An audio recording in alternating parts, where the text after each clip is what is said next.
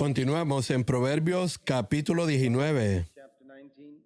En nuestra última sesión leímos el versículo 5 que dice: el testigo falso no quedará sin castigo, y el que cuenta mentiras no escapará. Vimos que esta es una ley de Dios. Lo que sembramos, eso cosechamos.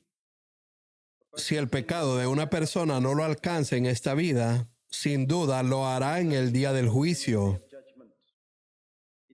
Es imposible que alguien peque y se salga con la suya. La palabra de Dios dice en Números capítulo 32, versículo 23, tengan por seguro que su pecado los alcanzará. Y es porque la gente no cree esto, es que la humanidad peca tanto en lo secreto, pensando que se ha salido con la suya. Mienten y piensan que escaparán, pero la palabra de Dios dice que el que dice mentiras no escapará. El testigo falso no quedará sin castigo, aunque logre evadir la justicia en esta tierra. Dice el versículo 6, muchos buscan el favor del generoso, y todo hombre es amigo del que da. Sabemos que esto es cierto. Si damos regalos a los demás, es sencillo ganarse su amistad, pero ese tipo de amistades no duran. En el cuerpo de Cristo, no debemos construir amistades basadas en regalos y dinero. Debemos edificar comunión, la cual viene por medio del Espíritu Santo. La comunión que proviene del Espíritu Santo es muy diferente. El requisito para ello se establece en 1 de Juan, capítulo 1, versículo 7. Yo debo andar en la luz y tú debes andar en la luz. Si ambos andamos en la luz en nuestra vida privada, tendremos una comunión maravillosa. Demos regalos o no. Por el contrario, una unión entre hermanos basada solo en regalos no glorifica a Dios. Más bien, es un obstáculo para la edificación del cuerpo de Cristo. Debemos tener cuidado de no construir amistades ni destruir el cuerpo de Cristo por medio de regalos.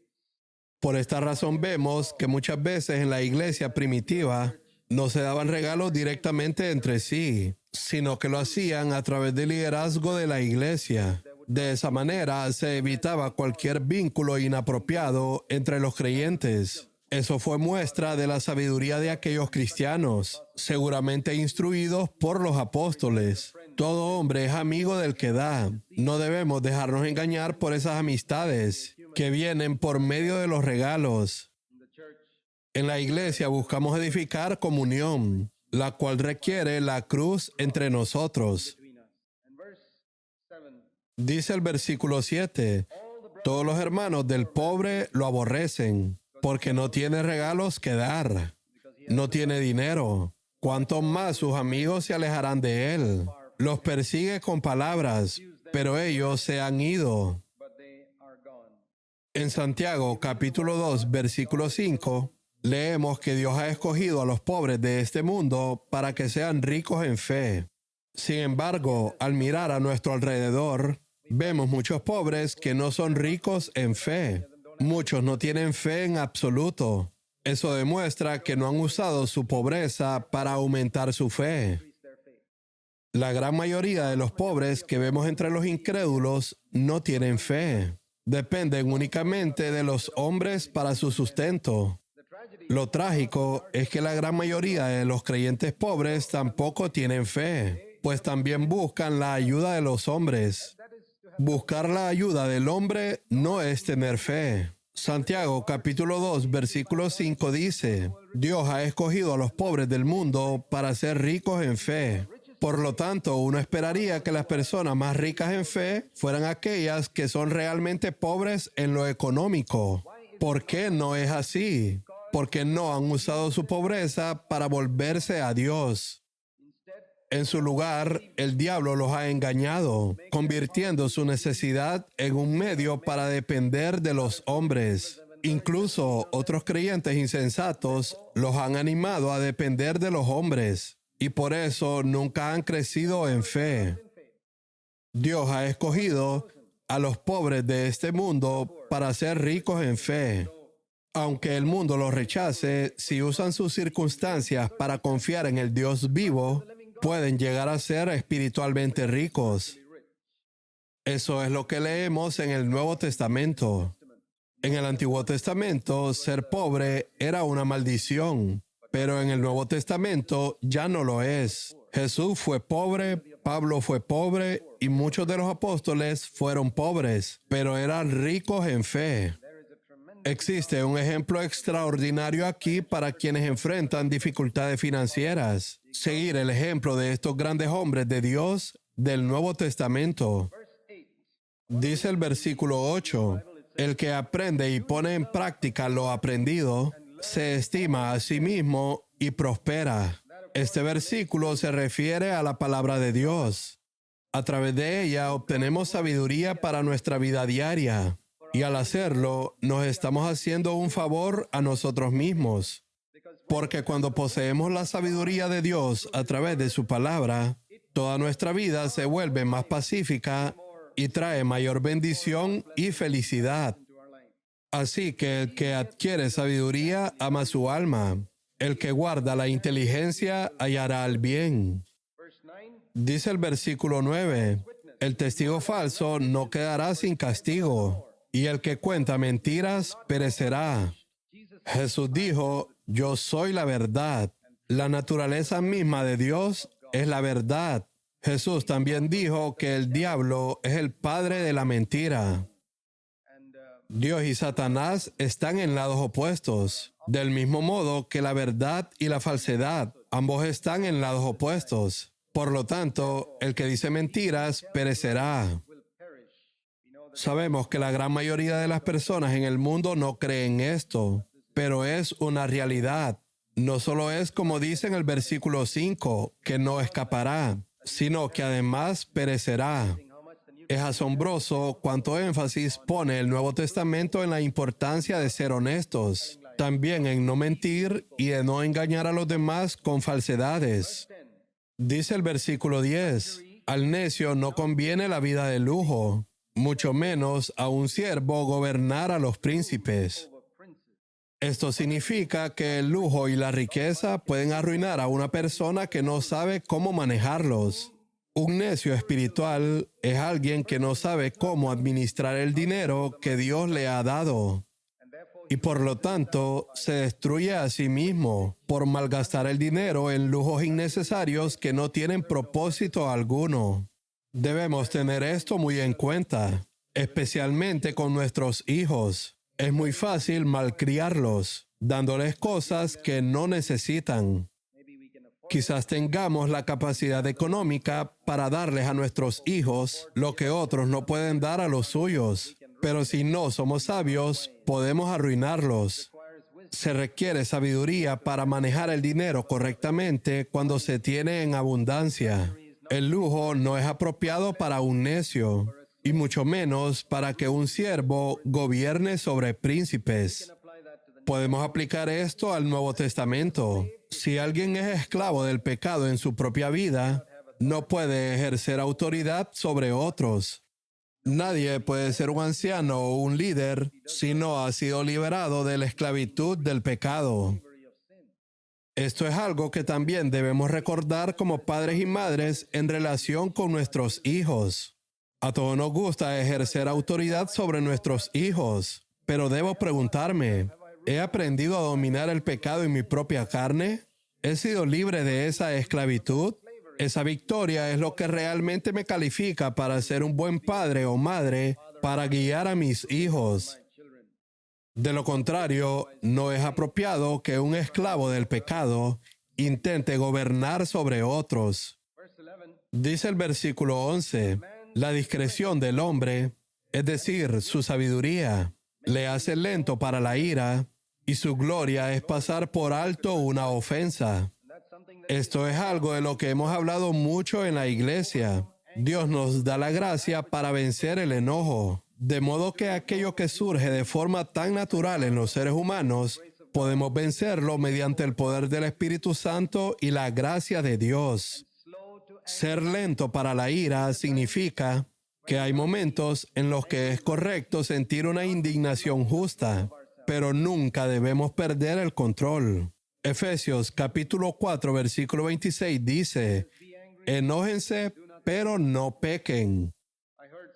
Una vez escuché a alguien decir, creo que era un padre a su hijo, quiero corregirte, pero todavía no puedo hacerlo, porque aún estoy enojado. Debo esperar a que se me pase el enojo. Entonces te castigaré. Eso es sabiduría. Castigar a un hijo con enojo demuestra que el padre mismo es un necio. No, debemos esperar, como aquel padre que dijo, aún no puedo corregirte porque sigo enojado. Deja que venza mi enojo primero y luego te daré el castigo que mereces. Eso es sabiduría.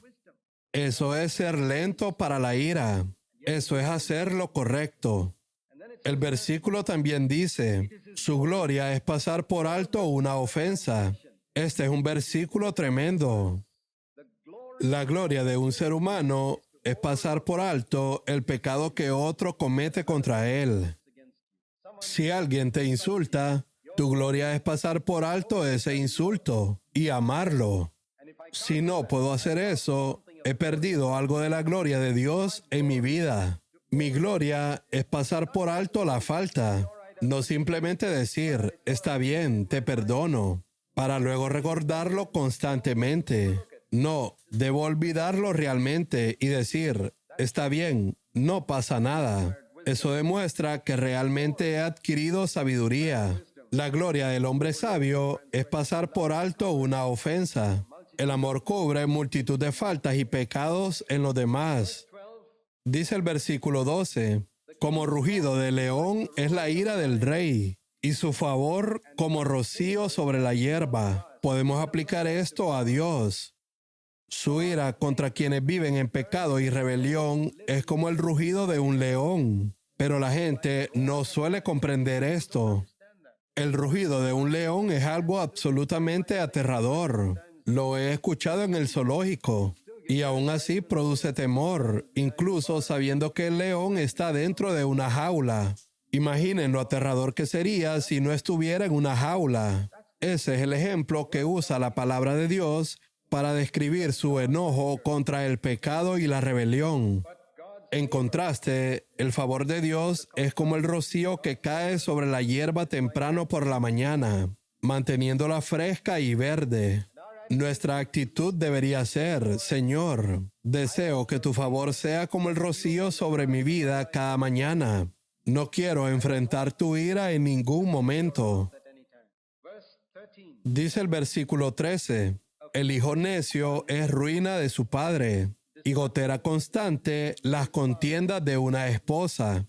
Esto significa que una esposa que pelea constantemente con su esposo es como una gotera en el techo que gotea sin parar durante la temporada de lluvias. No es un aguacero que pasa rápido, sino un goteo constante. ¿Cuál es el resultado de un hogar donde la esposa pelea desde la mañana hasta la noche? El resultado es un hijo necio y rebelde. Porque la esposa introduce el espíritu de rebeldía en el hogar a través de su actitud hacia su esposo. Y los hijos se contagian de ese espíritu rápidamente, como si fuera una enfermedad contagiosa, y entonces surge la rebeldía en los hijos. Por eso Proverbios conecta estas dos cosas, el hijo necio y la esposa que vive en contienda. Uno es consecuencia de lo otro. Por eso la palabra de Dios dice, como vimos antes en otro estudio de Proverbios, que es la mujer sabia la que edifica su casa. Eso significa que la persona más importante en la edificación de un hogar es la esposa, porque a través de la sujeción a su esposo y de vencer el espíritu de rebeldía, ella puede transmitir ese mismo espíritu a sus hijos, para que ellos también aprendan a vivir en obediencia a sus padres. Entonces la bendición de Dios puede estar sobre ellos y no crecen siendo necios. El hijo necio es ruina de su padre y gotera constante las contiendas de una esposa. En el versículo 13 se menciona a una esposa que busca pleitos y es como una gotera constante. Y luego en el versículo 14 se menciona a una esposa sabia y prudente. Los padres pueden dar en herencia a sus hijos casa y fortuna, pero solo el Señor puede dar una esposa comprensiva. Un padre no puede dar a sus hijos esposas comprensivas. Solo Dios puede hacerlo. Lo máximo que un padre puede dar a sus hijos son casas, tierras y riquezas.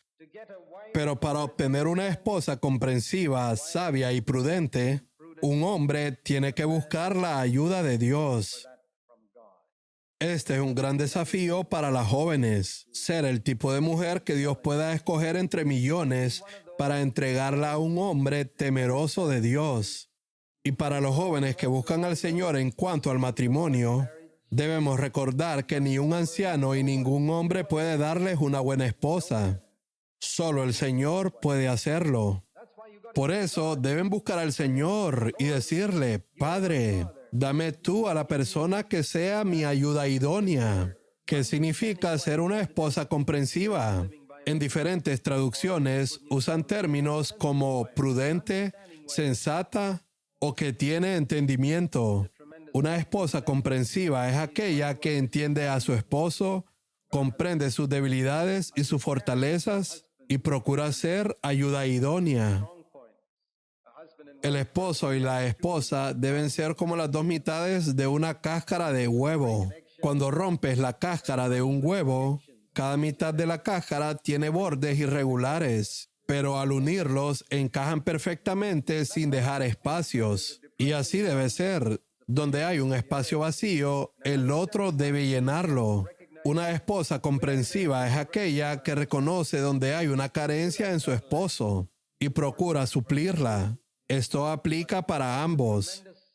Puede ser ese tipo de esposa maravillosa hacia tu esposo. Dice el versículo 15, la pereza hace caer en profundo sueño y el alma ociosa sufrirá hambre. Esta es una de las muchas exhortaciones que se encuentran en el libro de Proverbios acerca de la diligencia. El énfasis repetido en la diligencia demuestra que Dios da gran valor al trabajo arduo. En el reino de Dios no hay lugar para la pereza, en ninguna área. Dios nunca encomienda un ministerio a los perezosos, sino a aquellos que tienen el sentido de responsabilidad para usar su tiempo de manera provechosa y diligente. La pereza hace dormir profundamente y el perezoso habrá de pasar hambre.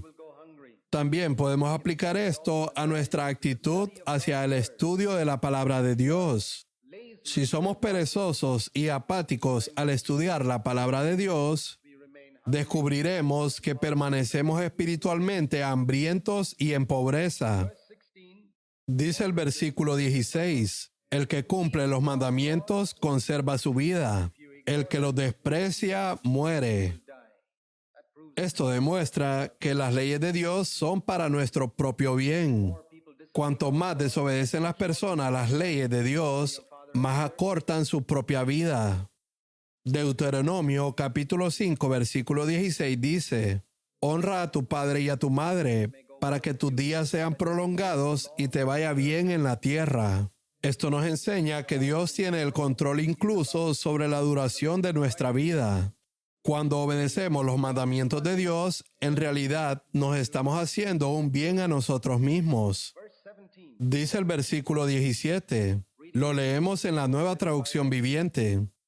Si ayudas al pobre, le prestas al Señor, y Él te lo pagará.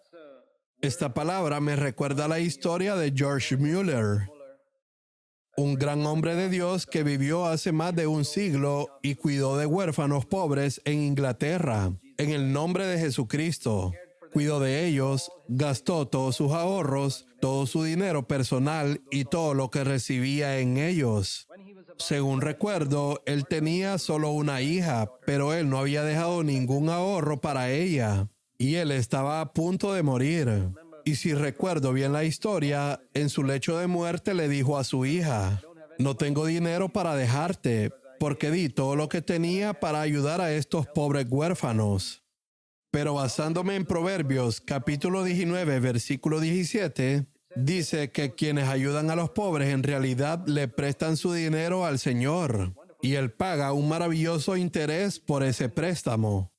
Así que le dijo, si alguna vez tienes una necesidad en tu vida, simplemente ve a Dios y dile, Señor, mi padre te prestó dinero cuando estaba vivo. ¿Podrías darme algo de los intereses de ese préstamo? Y estoy seguro de que a ella nunca le faltó nada en su vida. Esa es la palabra de Dios. Por supuesto, necesitamos mucha sabiduría en esta área de ayudar a los pobres, para no hacerlo de forma insensata. Pero si buscamos a Dios por sabiduría y lo hacemos de manera prudente, la bendición del Señor estará sobre ello. Dice el versículo 18, corrige a tu hijo mientras aún hay esperanza. No te hagas cómplice de su muerte. Otra traducción lo dice de esta manera. Corrige a tu hijo mientras aún pueda ser corregido. Mientras hay esperanza significa mientras son lo suficientemente jóvenes para aprender. Será difícil despertar cuando tu hijo tiene 20 años y decir, oh, necesito disciplinar a mis hijos. No, necesitamos comenzar a disciplinar a nuestros hijos cuando tienen 2 años. Empieza mientras aún hay esperanza, para que no crezcan siendo una molestia para la sociedad, sino un aporte para ella. Disciplina a tus hijos mientras son suficientemente jóvenes para aprender. Si no lo haces, estás ayudando a tus hijos a destruirse a sí mismos. Muchos padres piensan que demuestran amor al ser permisivos y no al ser estrictos con ellos. Pero en realidad, la palabra de Dios dice que estás ayudando a tus hijos a destruirse a sí mismos cuando no los disciplinas.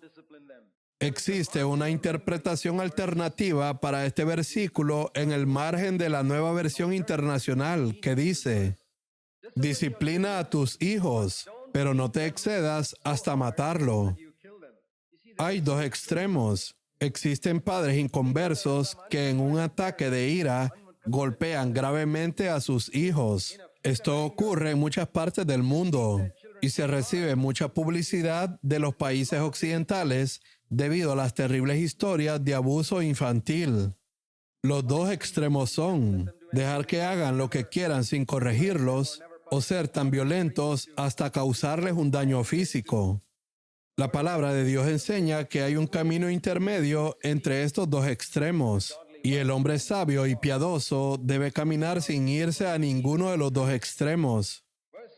El versículo 19 se conecta con el versículo 18.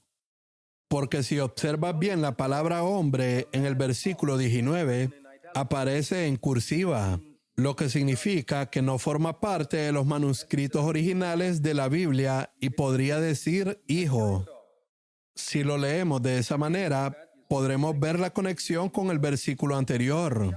El hijo de gran ira llevará el castigo, porque si tú lo rescatas, tendrás que hacerlo de nuevo. En otras palabras, si tu hijo tiene ataques de ira, no lo excuses, porque si lo excusas ahora, lo hará otra vez y terminará dominándote.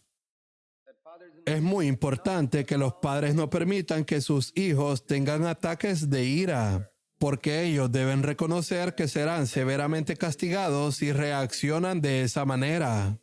Si se los dejas pasar, volverán a causarte problemas y tendrás que castigarlos de nuevo. Es mejor corregirlos desde la primera vez. Por supuesto, esto también se aplica a los adultos. Como dice en la Nueva Traducción Viviente, los que pierden los estribos con facilidad tendrán que sufrir las consecuencias. Si los proteges de ellas una vez, tendrás que volver a hacerlo. Es mejor que la persona enfrente las consecuencias para que comprenda el resultado de perder su temperamento. En el versículo 20 están los 2 requisitos para la sabiduría que se enfatiza muchas veces en el libro de Proverbios. Escuchar el consejo, es decir, escuchar la instrucción. Y el otro es aceptar la corrección de Dios en las circunstancias de la vida, para que seas sabio el resto de tus días. Podemos ser sabios toda la vida si hacemos estas 2 cosas. Número 1, Si estamos dispuestos a escuchar la instrucción de la palabra de Dios día tras día. Y número 2, si estamos dispuestos a aceptar la corrección de Dios en las circunstancias de la vida, permitiendo que Él me humille y me moldee en diversas situaciones. Dice el versículo 21, muchos son los planes en el corazón del hombre, mas el consejo del Señor permanecerá. Esto significa que podemos hacer muchos planes, pero Dios puede ordenar las circunstancias y situaciones inesperadamente, de modo que nuestros planes no se materialicen ni resulten como esperábamos. ¿Qué debemos hacer en esos momentos? Ese es el momento de humillarnos bajo la poderosa mano de Dios y decir, Señor, no me rebelo, me someto a tus cambios de planes que yo había hecho para mi vida, mas el consejo del Señor permanecerá. Esta es la característica de un hombre sabio.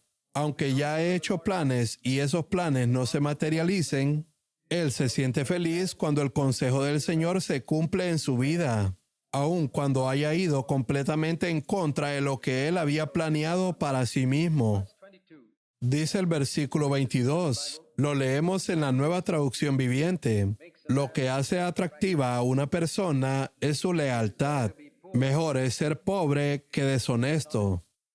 ¿Qué es lo que realmente hace atractiva a una persona? El mundo del cine ha engañado a la humanidad haciéndole creer que el atractivo depende de la apariencia física. Como resultado, hay hombres y mujeres en todo el mundo pensando que tener buenos rasgos o un buen tono de piel es lo que los hace atractivos. Ese es uno de los mayores engaños del diablo. Sabemos que hay muchas personas de buena apariencia que tienen mucha maldad en su corazón. Pero el versículo 22 dice que lo que hace atractiva a una persona es su lealtad. Y allí todos tenemos la oportunidad de ser atractivos. Cada uno de nosotros tiene la oportunidad de ser verdaderamente atractivo por medio de la lealtad. Hay un versículo maravilloso en Eclesiastés capítulo 8 versículo 1 que dice, la sabiduría del hombre ilumina su rostro y hace que la dureza de su rostro cambie. Básicamente, todos tenemos una dureza en nuestra carne. Por eso nos resulta más fácil ser estrictos y duros que ser amables. Necesitamos el poder del Espíritu Santo y la gracia de Dios para vencer esa dureza. Cuando nos volvemos sabios, esa dureza se suaviza. Lo que hace atractiva a una persona es su lealtad. La segunda parte del versículo 22 dice, es mejor ser pobre que deshonesto. Esto significa que aunque es posible ganar dinero diciendo mentiras, no vale la pena. El carácter que surge de la honestidad es más valioso, aunque uno no gane tanto dinero como podría haber ganado mintiendo. La palabra de Dios dice que es mejor ser pobre y honesto que ser rico y deshonesto. Notarás que esto se repite varias veces en el libro de Proverbios. Dice el versículo 23, en la Nueva Traducción Viviente, el temor del Señor conduce a la vida, da seguridad y protección contra cualquier daño. En Isaías capítulo 8 versículo 13 leemos que si temes a Dios, no necesitas temer a nada más. Cuando tememos a algo en esta tierra o a alguna persona, demostramos que no tememos a Dios.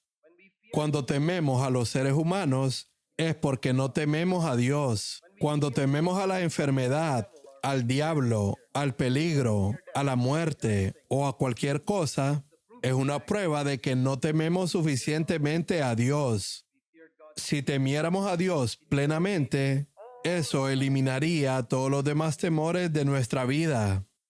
Si tememos a Dios, eso nos dará vida, felicidad y protección contra cualquier daño. Esas son las cosas que el mundo busca desesperadamente, pero las busca en los lugares equivocados, a través del dinero y los placeres.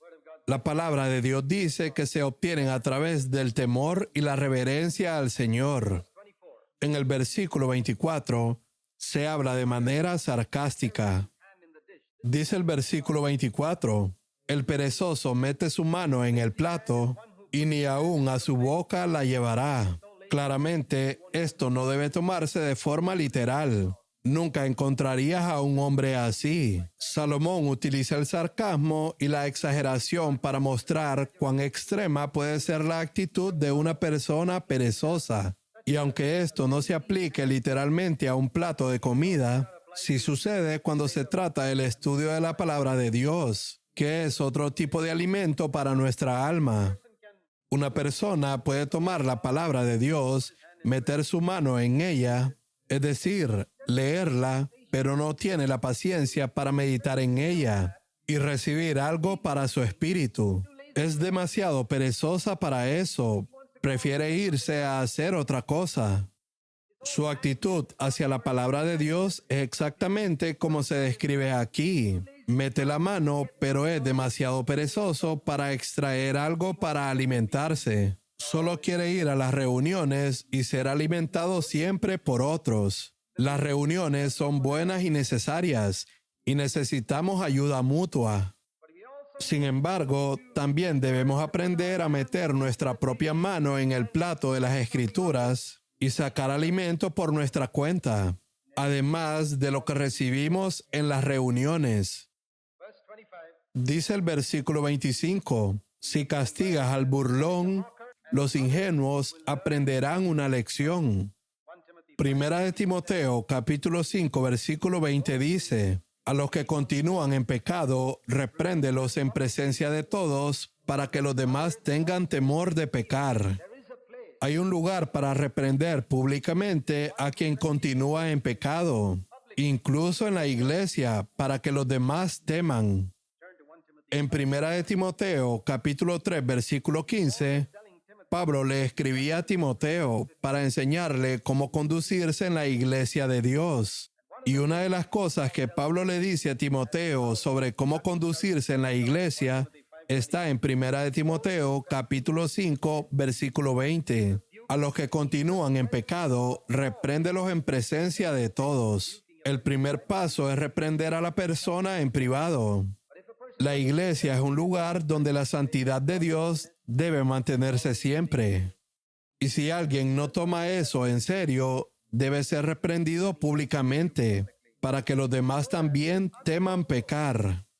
Hay ciertas cosas que debemos hacer públicamente en la iglesia que no solamente benefician a la persona que estamos corrigiendo, sino también a quienes observan, para que comprendan que no se puede jugar con Dios dentro de la iglesia. Por otro lado, leemos en Proverbios capítulo 19, versículo 25, si corriges al sabio, será aún más sabio, en la Nueva Traducción Viviente. Cuando alguien te reprende o corrige, la forma en que lo recibes determina si vas a volverte más sabio o si vas a seguir siendo un necio. Una persona sabia recibe la corrección, acepta la reprensión y el resultado es que se vuelve aún más sabia. Esa es una gran sabiduría que puedes adquirir desde niño. Los niños que están aquí piensen en esto. Cuando su padre o su madre los corrigen y ustedes lo aceptan, pueden volverse más sabios. O tal vez un esposo corrige a su esposa y si ella puede recibirlo, será más sabia. Pero si se ofende, puede permanecer en su necedad. Dice el versículo 26 en la Nueva Traducción Viviente, los hijos que maltratan a su padre o echan fuera a su madre son una deshonra pública y una vergüenza. Es algo vergonzoso maltratar a los padres o echarlos fuera de casa. La Escritura dice que solo alguien sin vergüenza y deshonroso haría algo así. Espero que nunca caigamos en esa categoría de ser sinvergüenza y deshonrosos hacia nuestros padres. Una manera de maltratar a los padres es al exponer sus debilidades ante los demás. Eso fue lo que hizo Cam cuando exhibió la desnudez de su padre Noé. Fue a contarle a otros la debilidad que había visto en él.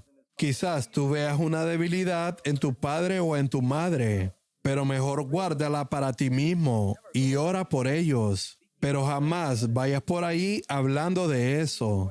Esa es la razón por la cual algunas personas no reciben la bendición de Dios en sus vidas, porque hablan mal de sus padres.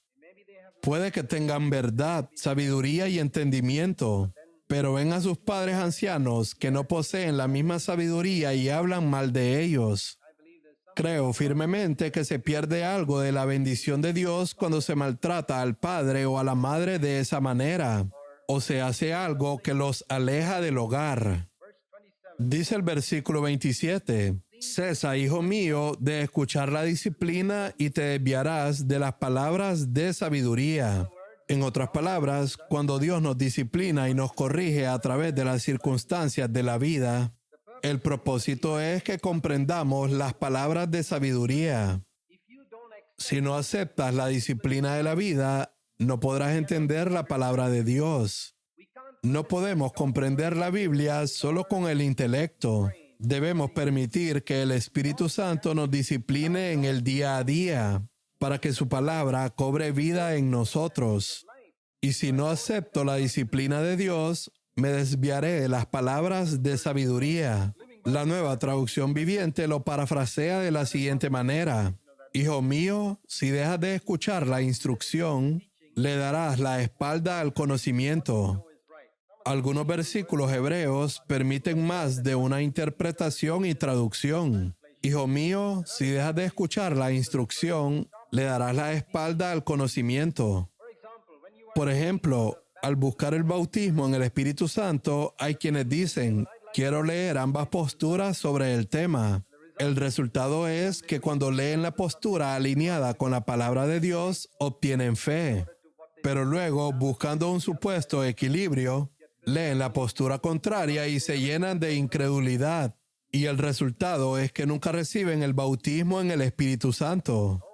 Debemos dejar de escuchar enseñanzas que contradicen lo que sabemos que es verdad, especialmente cuando somos creyentes jóvenes. La mayoría no puede manejar ambas posturas de un tema hasta alcanzar cierto nivel de madurez. En las primeras etapas de la vida cristiana, es bueno escuchar aquello que despierta la fe. Por ejemplo, muchos van de aquí para allá escuchando a todo tipo de predicadores que solo siembran incredulidad en el corazón de las personas. Y el resultado es que un día oyen acerca de la victoria sobre el pecado y otro día oyen o leen algo que dice que esa vida no es posible. Entonces pierden la fe.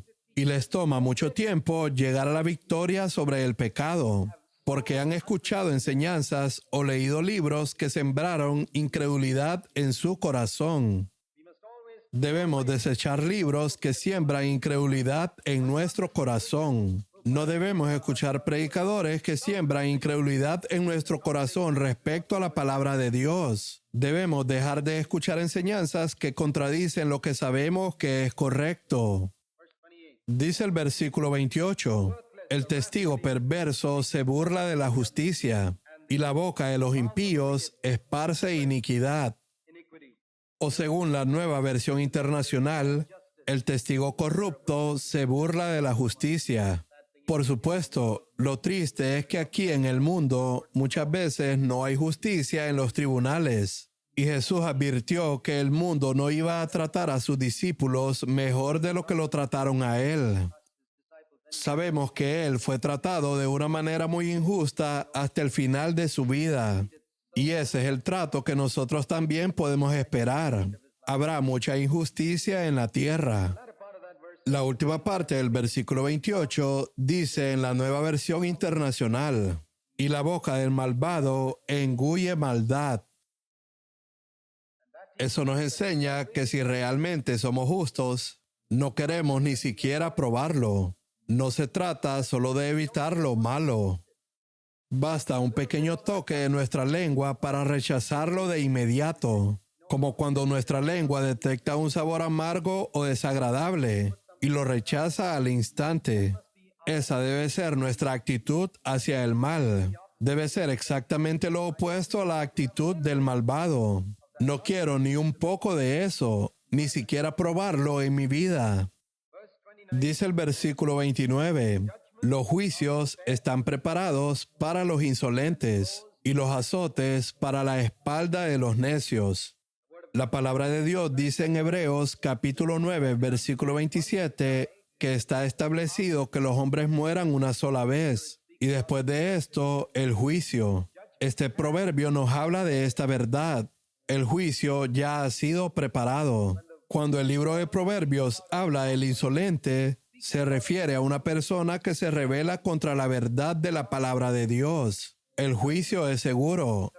Está establecido que muramos una vez y después el juicio, en el cual tendremos que dar cuenta a Dios de todo lo que hicimos en el cuerpo. También cada palabra que dijimos, nuestras actitudes, nuestros pensamientos y absolutamente todo.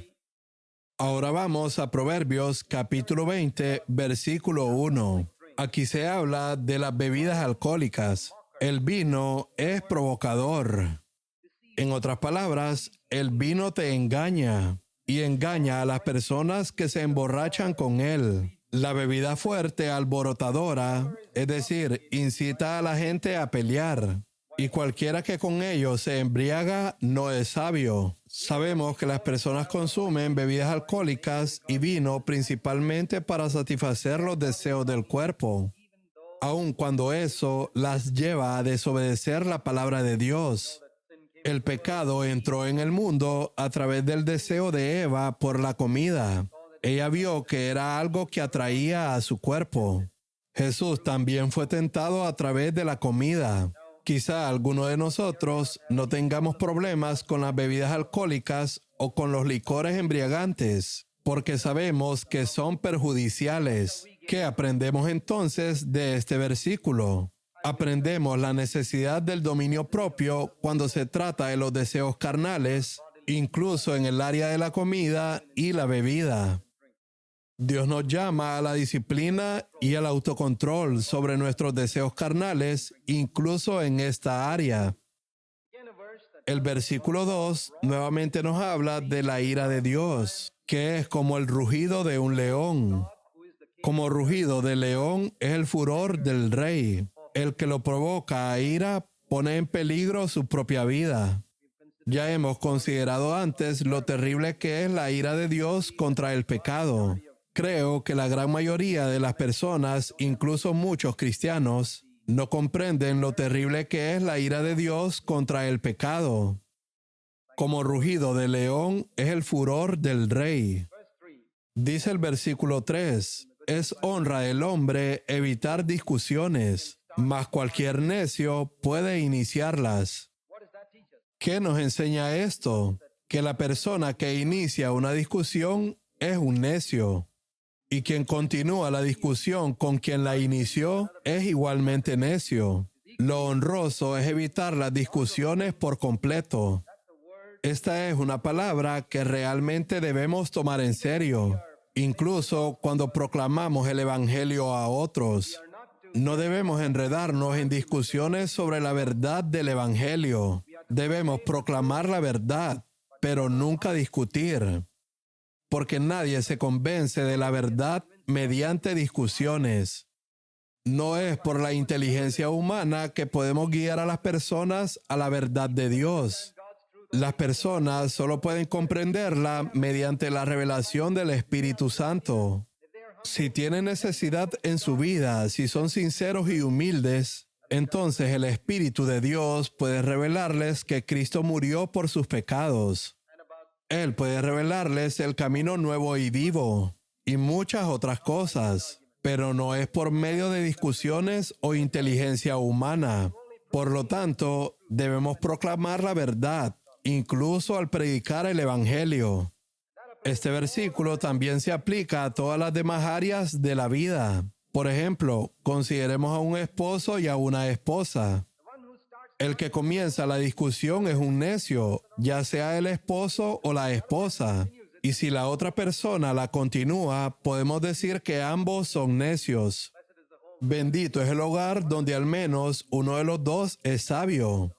Pero aún más bendito es el hogar donde ambos son sabios y no hay discusiones en absoluto. Cualquier necio puede empezar una discusión. Eso es lo más fácil del mundo. Lo sabio es mantenerse al margen y evitar toda discusión. Es un honor para el hombre hacer eso. En el versículo 4, nuevamente hay otra palabra sobre la diligencia y el trabajo arduo. Desde el otoño, el perezoso no ara, así que pide durante la cosecha, pero no hay nada. Por ejemplo, en el momento en que este hombre debió haber sembrado la semilla, él dijo: hoy hace demasiado frío, no puedo ir a sembrar hoy, y encuentra alguna excusa para no sembrar. El resultado es que cuando llegue la cosecha y otros que trabajaron durante el tiempo de siembra recojan su fruto, sus propios campos no habrán producido nada, porque fue demasiado perezoso para sembrar en el tiempo adecuado, y entonces se convierte en un mendigo. Esto nos enseña la importancia de la bondad en el tiempo de la siembra, y ese tiempo es nuestra vida presente en la tierra.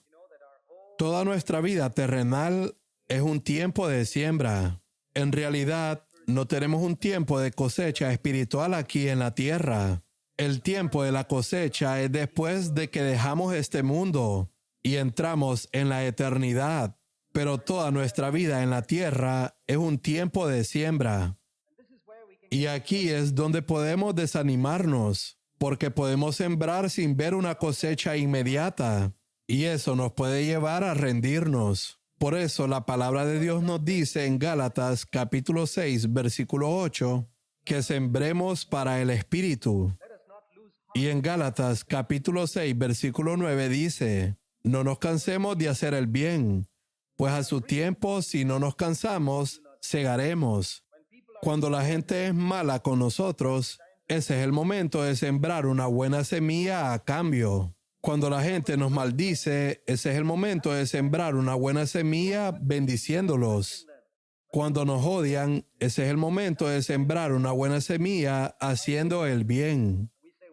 Y podemos preguntarnos, ¿cuándo recibiremos la cosecha? Tal vez nunca durante nuestra vida terrenal, pero la recibiremos en la eternidad. Eso es seguro. Es imposible que una persona siembre y no coseche. Gálatas capítulo 6, versículo 8 dice: el que siembra para el Espíritu, del Espíritu segará vida eterna. Así que no nos cansemos de sembrar en esta vida terrenal. Siembra una palabra amable, una buena acción. Devuelve bien por el mal que alguien te haga. No debemos simplemente decir: está bien, lo perdono. Cuando alguien nos ha hecho mal, es bueno haberlo perdonado, pero aún no hemos sembrado una semilla. Para sembrar una semilla, tengo que hacer el bien a esa persona. Por eso Jesús dijo que hagamos el bien a los que nos odian. No dijo solamente que perdonáramos a los que nos maldicen, sino que los bendigamos, que sembremos una semilla. Y así en el tiempo de la cosecha no seremos pobres. Ante el tribunal de Cristo, cuando Jesús regrese, seremos ricos porque habremos usado nuestra vida para sembrar semillas de bondad para la gloria de Dios. Dice el versículo 5, como aguas profundas es el consejo en el corazón del hombre, y el hombre de entendimiento lo sacará. O como dice la Nueva Traducción Viviente, aunque el buen consejo esté en lo profundo del corazón, la persona con entendimiento lo extraerá. Creo que el significado de este versículo es que un hombre verdaderamente sabio puede tener mucho buen consejo en lo profundo de su corazón, pero es como un pozo profundo. ¿Conoces la diferencia entre un pozo y un manantial? Mientras que de un manantial, el agua simplemente fluye todo el tiempo. Aquí dice que el buen consejo está en lo profundo del corazón del sabio. En otras palabras, un hombre sabio no anda dando consejos a todo el que encuentra. Eso es lo que hace el necio. Siempre anda derramando sus consejos a las personas y tiene una opinión para todo. Y siempre tiene algo que decirle a sus vecinos, a sus familiares y a todos los demás. Esa es la característica de un necio. Pero el hombre sabio ve y se da cuenta de que las personas hacen muchas cosas insensatas Y aún así no habla hasta que percibe que realmente tienen necesidad. Y tienes que sacar el consejo de esa persona sabia, porque no lo da fácilmente. Incluso cuando vas a él en busca de consejo, puede mostrarse reservado, porque quizá percibe que no tienes verdadero interés en obedecerlo. Por ejemplo, el pueblo fue a Jeremías para conocer la voluntad de Dios. Querían saber si debían ir a Egipto. Jeremías respondió, está bien, lo averiguaré, pero estoy seguro de que ustedes no me obedecerán. Ellos respondieron, oh sí, te obedeceremos. Entonces Jeremías buscó la voluntad de Dios y el Señor dijo que no debían ir a Egipto. Entonces ellos respondieron, no has escuchado correctamente a Dios. Y así son muchas personas. En realidad no quieren hacer lo que Dios dice. Un hombre sabio percibe quién está realmente dispuesto a recibir la palabra de Dios. Otra razón por la que un hombre sabio duda en dar consejos es que no quiere imponer su opinión sobre los demás. Es el necio quien siempre quiere controlar a otras personas con sus consejos. El sabio guarda su consejo en lo profundo del corazón. Y si otra persona realmente lo valora, vendrá y lo sacará. Ese es el significado de este versículo. Dice el versículo 6. Muchos hombres proclaman su propia lealtad, en otras palabras, su bondad. Pero un hombre digno de confianza, ¿quién lo hallará? En otras palabras, todos hablan de lo fieles que son, pero intenta encontrar a alguien que realmente lo sea. Ahora bien, ¿cuántos de nosotros vamos diciendo a los demás, soy una persona bastante fiel? Creo que ninguno lo hace. Pero aquí dice que muchos hombres proclaman su propia fidelidad. Puede que no se manifieste exactamente con esas palabras, pero también puede aparecerse de maneras muy sutiles. Por ejemplo, al dar un testimonio en una reunión, comparto una situación que enfrenté en mi hogar o en mi trabajo. Y todo el peso del testimonio es mostrar a los demás lo fiel que soy. Mucha gente proclama su propia fidelidad, pero no con palabras directas como soy un hermano fiel en la iglesia. Nadie es tan imprudente como para perder su reputación de humildad de esa manera. No, todos somos astutos para preservar nuestra imagen de humildad. Así que tenemos formas ingeniosas de proclamar nuestra propia fidelidad de forma sutil. A veces es solo con una frase que intento añadir a alguna explicación de la palabra de Dios. Todos piensan que estoy explicando la palabra de Dios, pero en realidad introduzco un pequeño ejemplo o una frase solo para mostrar cuán fiel soy. El mundo está lleno de personas así, que quieren demostrar su fidelidad. Y aparte de eso, creo que la mayoría de nosotros proclamamos nuestra propia fidelidad a nosotros mismos, incluso si no se la proclamamos a otros. La verdad es que la mayoría de los creyentes tienen una opinión de su propia fidelidad más alta de lo que realmente es. Dicen, soy un creyente bastante bueno, soy un hermano bastante fiel. Y la prueba de eso, como hemos dicho muchas veces, es cuando escucho que alguien dijo algo no muy bueno acerca de mí. Entonces me doy cuenta de la alta opinión que tengo de mí mismo. Decimos que creemos en Romanos 7, verso 24, que dice, miserable de mí, pero realmente no lo creemos en lo profundo del corazón. Porque cuando alguien dice que soy un poco miserable, me altero, me molesto, al menos por un par de días o un par de horas o por algún tiempo. Muchos hombres proclaman su propia lealtad, pero un hombre digno de confianza, ¿quién lo hallará? Ese es un hombre de Dios o una mujer de Dios, una persona que realmente anhela verse a sí misma como Dios la ve.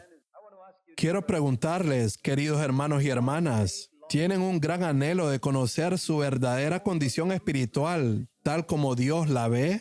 No lo que los hermanos piensen de ustedes. Eso se puede tirar a la basura. Incluso lo que piensen los hermanos ancianos puede echarse al fondo del basurero. Eso no vale nada. Creo que debemos tener un anhelo profundo por esto.